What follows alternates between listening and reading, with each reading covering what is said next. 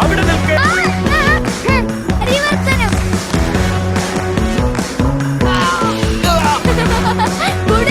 Final test clone ജുത്സുവിലായിരുന്നു. നിനക്ക് സാധിക്കും, വിശ്വസിക്കും. നീ തോറ്റു.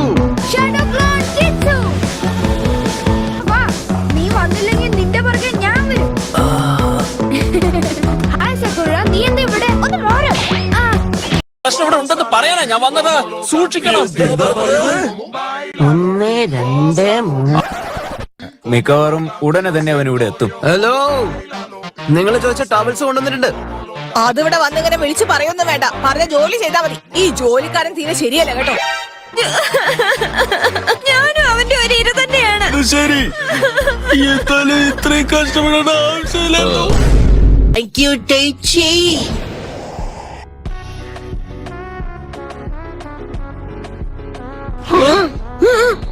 അത്ഭുതം തന്നെ, അവൻ മൊത്തമായിട്ട് അങ്ങ് അകത്താക്കിയല്ലോ. എന്റെ പുഴു നൂഡിൽസിനോട് നീ കാണിക്കുന്ന ഇഷ്ടം കണ്ടിട്ട് എന്റെ മനസ്സ് നിറയുന്നു.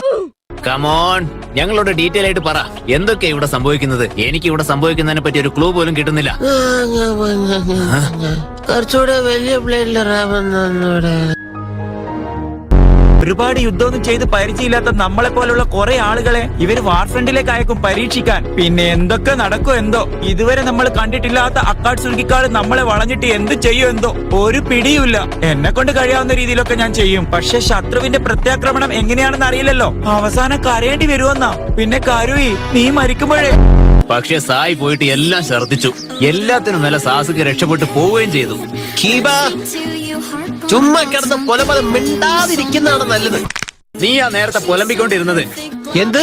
അതെ, കീപ പറഞ്ഞത് ശരി തന്നെയാ. ഈ പറയുന്ന രീതിയിലുള്ള വലിയ കാര്യങ്ങളൊന്നും ചിന്തിക്കാൻ മാത്രമുള്ള മനസ്ഥിതി അല്ല നിന്റേത്. ഓ, ഇവന്റെ കാര്യം ഇതൊക്കെയാണോ നിന്റെ ടീം വർക്ക്? ആ ഒരൊറ്റ കാരണം കൊണ്ട് ഞാനിപ്പോ ഇവിടെ നിൽക്കുന്നത്. അതിനുള്ള നന്ദിയെങ്കിലും എന്നോട് കാണിക്കേ. നിനക്ക് നന്ദി വേണമല്ലടാ. അല്ല, നീ എവിടേക്കാ പോകുന്നേ? മിണ്ടി പോവരുത്, എനിക്കൊന്ന് മൂത്രം ഒഴിക്കണടാ. അക്കാലി, സോറി, നിന്നെ ഞങ്ങൾ ശരിക്കും മനസ്സിലാക്കിയില്ല.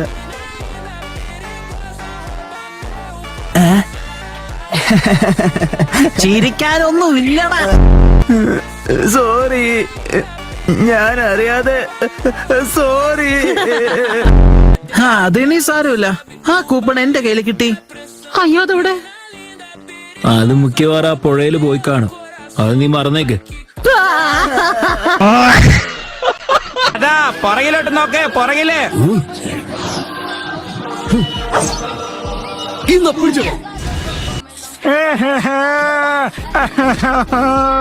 അവനാള് കുറച്ച് സ്ട്രിക്റ്റ് ഒക്കെ ആയിരുന്നു, എന്നാലും നല്ലൊരു പാർട്ണർ ആയിരുന്നു. അങ്ങോട്ട് നോക്കിയേ, ഒരു പലഹാരക്കട. നമുക്കൊന്ന് പോയി ശ്വാസം നേരെ എടുത്താലോ? ഈ ദിവസം മുഴുവൻ നടന്നതല്ലേ, എനിക്ക് ആകെ വയ്യാതായി. നിനക്ക് പിന്നെ ഒന്നും കുഴപ്പമൊന്നുമില്ലല്ലോ. ചില സമയത്ത് നീ ചെറിയ പിള്ളേരെക്കാളും കണക്കാണ് കേട്ടോ. എന്തിനാ ഇത്ര ധൃതി? നമ്മൾ ടൈൽഡ് ബീസ്റ്റിനെയല്ലേ പിടിക്കാൻ പോകുന്നത്. അത് എവിടെയാണെന്ന് പോലും നമുക്കറിയില്ല. ആ സാധനം കണ്ടിട്ട് നിന്റെ വർക്ക് പോലെ ഉണ്ടല്ലോ. എന്താ, അങ്ങനെയാണോ? അത് നിന്റെ ഒരു ആർട്ട് സ്റ്റൈൽ തന്നെ ആയിരിക്കുമല്ലോ. ചെറിയൊരു തട്ടിപ്പ്. നീ തീർന്നടാ. ഡെലിവറി നിഞ്ച എന്ന് പറഞ്ഞ എന്താ? വളരെ പ്രധാനപ്പെട്ട പാർസലുകളും രേഖകളും ഉൾക്കൊള്ളുന്ന ഒരു ജോലിയാണിത്. എന്റെ ജീവിതം പണയം വെച്ച് സുരക്ഷിതമായി അത് എത്തിക്കുന്നു. ഒരു പോസ്റ്റ്മാനെ പോലെ? അല്ല, അത് തീർത്തും വ്യത്യസ്തമാണ്. പോസ്റ്റ്മാന്റെ ജീവിതത്തിന് ആപത്തൊന്നുമില്ല, പക്ഷേ ഞങ്ങളുടേതിലുണ്ട്. എനിക്ക് മനസ്സിലായി. അപ്പൊ നിങ്ങൾ ജീവൻ പണയം വെക്കുന്ന ഒരു പോസ്റ്റ്മാനാണ്. നിന്നെ എന്താണ് ഞാൻ രണ്ടായി കാണുന്നത്? നരുട്ടോ, നരുട്ടോ. ഒരു മിനിറ്റ്, നീ ക്ലോൺ ജിറ്റ്സു വല്ലതും ഉപയോഗിക്കുവാണോ? എന്നോട് മറച്ചാക്കണ്ട. നിങ്ങൾ ഇരട്ടകളാണോ? അല്ല. ദൈവമേ, ഇവർ രണ്ടുപേരിൽ ആരാണ് ശരിക്കുള്ള ഹിനാറ്റ എന്ന് എങ്ങനെ കണ്ടുപിടിക്കും? എനിക്ക് വട്ടുപിടിക്കുമെന്ന് തോന്നുന്നു. നിങ്ങളുടെ ശബ്ദം ഒരേപോലെ തന്നെയുണ്ട്. എനിക്ക് കിട്ടി. ഞാനൊരു ചോദ്യം ചോദിക്കാം, അതിന് ഉത്തരം യഥാർത്ഥ ഹിനാറ്റയ്ക്ക് മാത്രമേ പറയാൻ പറ്റൂ. ശരി, ഹിനാറ്റയുടെ അച്ഛന്റെ പേരെന്താണെന്ന് അറിയാമോ?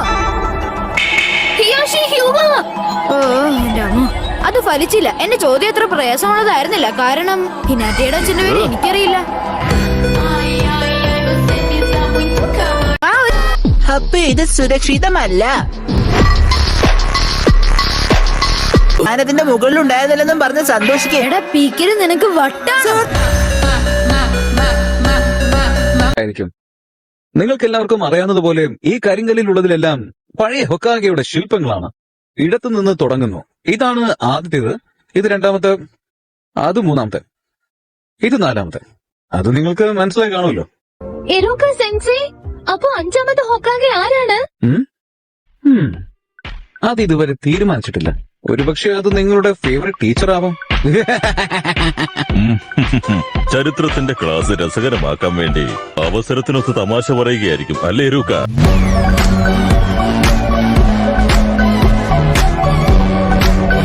ഇദ്ദേഹത്തിന്റെ ശില്പമാണ് ആ മലയിൽ കൊത്തിവെച്ചിരിക്കുന്നത്. ഇദ്ദേഹമാണ് മൂന്നാമത്തെ ഹൊക്കാഗെ. ഏറ്റവും ശക്തനും ബുദ്ധിമാനുമായിരുന്നു എന്നാണ് മൂന്നാമത്തെ ഹൊക്കാഗെ എന്ന് പറയുന്നത്. അദ്ദേഹത്തെ പ്രൊഫസർ എന്നും വിളിച്ചിരുന്നു. അല്ല, നിങ്ങൾ ശരിക്കും ശക്തനാണോ? അതെ, കണ്ടിട്ട് അങ്ങനെ തോന്നുന്നു. അതെ, നിർത്ത്. നിങ്ങൾക്ക് ഹൊക്കാഗെ എന്നുള്ള പട്ടം കിട്ടിയാൽ അതിന്റെ അർത്ഥം ഒന്നേ ഉള്ളൂ, ഈ നാട്ടിലെ ഏറ്റവും ശക്തൻ നിങ്ങളാണെന്നാണ്. അതെയോ? എങ്കിൽ അഞ്ചാമത്തെ ഹൊക്കാഗെ ഞാനായിരിക്കും. ഞാൻ ശക്തനും സുന്ദരനുമാണ്. ഇപ്പോഴുള്ള മാർക്കിന് നിനക്കത് സാധ്യമല്ല.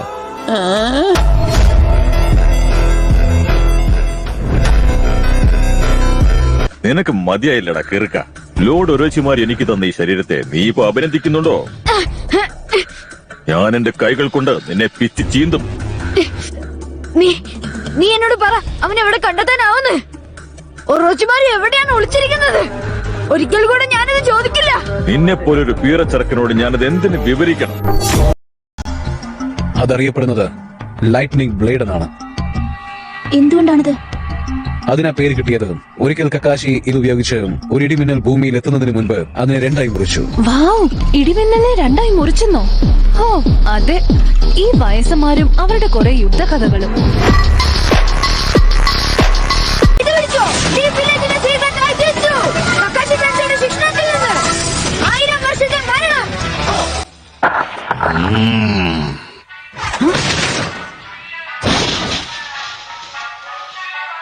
ബൂം.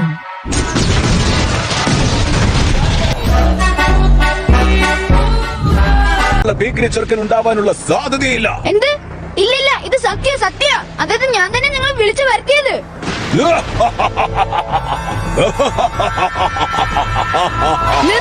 ശരി തവളെ. അറിയാം അവർക്കിടയിലുള്ള ബന്ധം എന്താണ്. നിങ്ങളെ ബാത്റൂമിൽ പോകാൻ സഹായിക്കണോ? അങ്ങനെ ചെയ്താൽ നന്നായിരിക്കും. ആ കണ്ണുകൾ ഈ കിളവന് രുചിയാണോ? നിങ്ങൾ പറഞ്ഞത് മരണത്തിന്റെ ജീവിതത്തിന്റെ ഇടയ്ക്കെന്നല്ലേ? എനിക്ക് ഇരുട്ട് കാരണമൊന്നും കാണാൻ പറ്റുന്നില്ല. അത് മാത്രമല്ല പൂപ്പ, ഈ ലോകത്ത് നിങ്ങൾ ആരാ? അതല്ല, നിങ്ങൾ ഈ ആളുകളെ സ്വർഗത്തിലേക്കും നരകത്തിലേക്കും ഒക്കെ അയക്കുന്ന ആളാണോ? വേണ്ട, എനിക്കിപ്പോ മരിക്കണ്ട. അവസാനം ഈ ലോകത്ത് അവശേഷിക്കുക വേദനയും കഷ്ടപ്പാടും ഒപ്പം നിശ്വലമായ ആഗ്രഹങ്ങളും മാത്രമായിരിക്കും. ഈ കിളവിന് ഇതെന്തൊക്കെയാ പുലമ്പിക്കൊണ്ടിരിക്കുന്നേ? സ്നേഹത്തെ സംരക്ഷിക്കണമെന്നതിൽ നിന്നാണ് വെറുപ്പമുണ്ടാവുന്നത്. ഓ, കിളവന്റെ ക്ലാസ് എടുപ്പ് തുടങ്ങിയല്ലോ. ഈ വയസ്സായന്മാര് ക്ലാസ് എടുക്കാൻ തുടങ്ങിയാ പിന്നെ ഒരിക്കലും നിർത്തും. എന്താണ് വിശേഷം? സുഖം തന്നെയാണോ? ഒട്ടും സുഖമില്ല. ഭക്ഷണം കഴിക്കേണ്ട ആവശ്യമേ ഇല്ലല്ലോ. ആ ചെലവ് മിച്ചം. പിന്നെ ബാത്റൂമിൽ പോകണ്ട. എങ്ങനെ നോക്കിയാലും ഇവിടെ ലാഭം തന്നെയല്ലേ. ഞാൻ നിങ്ങളെ പോലെ ഒരുവനാണെന്ന് നിങ്ങൾ കണക്കാക്കരുത്. അതുകൊണ്ട് മുഴുവനായിട്ടും എന്നെ നിങ്ങളുടെ കൂട്ടത്തിൽ കൂട്ടണ്ട. സത്യം പറഞ്ഞ ഈ ഉപകാരങ്ങൾക്കൊക്കെ നീ ഞങ്ങളോട് കടപ്പെട്ടിരിക്കണം. ശരിക്കും ഞങ്ങളെ നിന്റെ കൂട്ടത്തിലാണ് കൂട്ടാൻ പറ്റാത്തത്.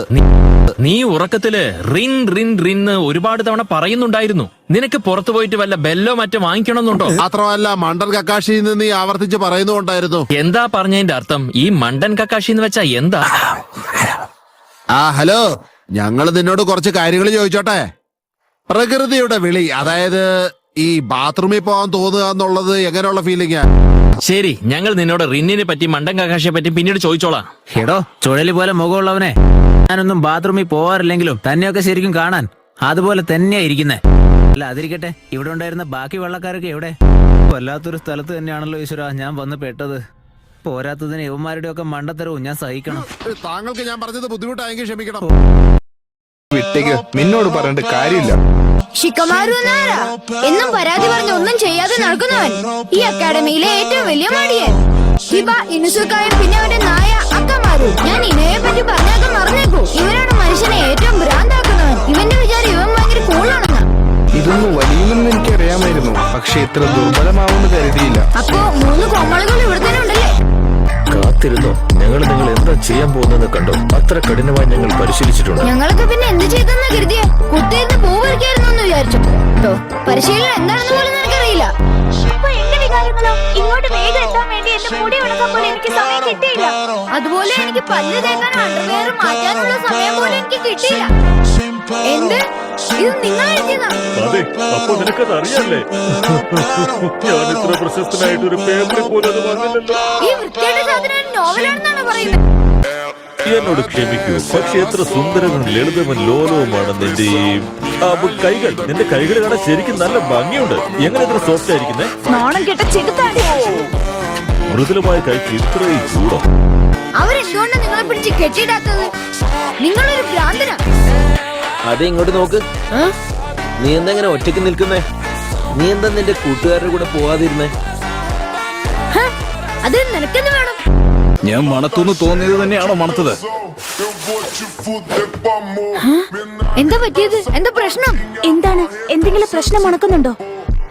ഇത് ഞാൻ മുന്നേ ശ്രദ്ധിക്കാത്തത് വിചിത്രമായി.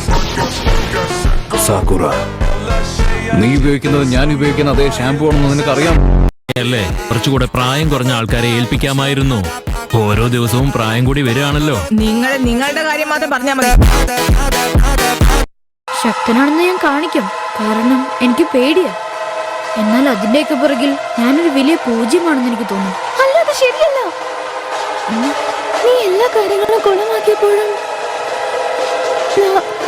അത് ഞാൻ എങ്ങനെയാ പറയാ? നീ ഒരു അഭിമാനിയായ പരാജയമാണ്.